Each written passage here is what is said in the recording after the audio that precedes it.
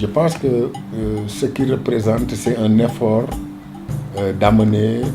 beaucoup de pays à travailler ensemble pour se soutenir, apprendre l'un de l'autre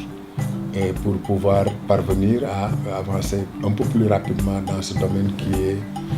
comme vous le savez, moins développé dans les pays francophones, que l'histoire a uni plus ou moins.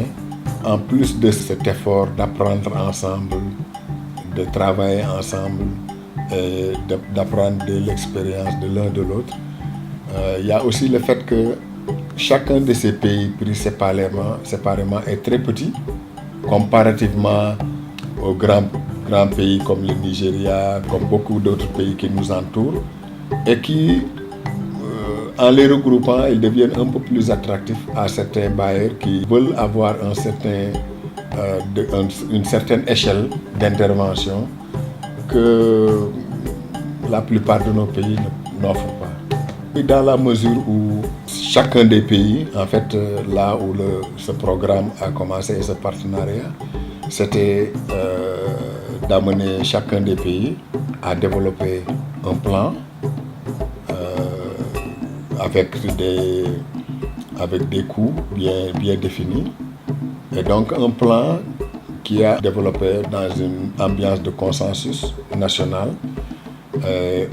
Je ne me rappelle pas d'un seul pays qui avait un tel plan avant 2011. Il y avait des plans qui étaient là, mais ce n'étaient pas des plans aussi élaborés où les coûts étaient très importants, bien définis. Et à partir donc de ces plans ont permis de guider et de focaliser les activités. Et comme on le voit dans beaucoup de parmi ces 9 pays, on a eu une montée vraiment très significative, une augmentation significative des taux de prévalence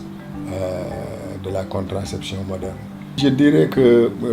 le partenariat, il y a encore beaucoup à faire dans nos pays. Le partenariat est sur la bonne voie et je pense que le partenariat aura intérêt à mobiliser davantage le leadership politique dans les pays afin de pouvoir accélérer, parce que jusqu'à présent, on a fait des progrès, mais on est toujours très en retrait comparativement à ce qui se passe dans les autres parties de l'Afrique. J'espère que le partenariat pourra continuer à encourager et à dynamiser les équipes au plan national et continuer à renforcer aussi le mouvement régional qui a pris naissance depuis février 2011 dans la sous-région.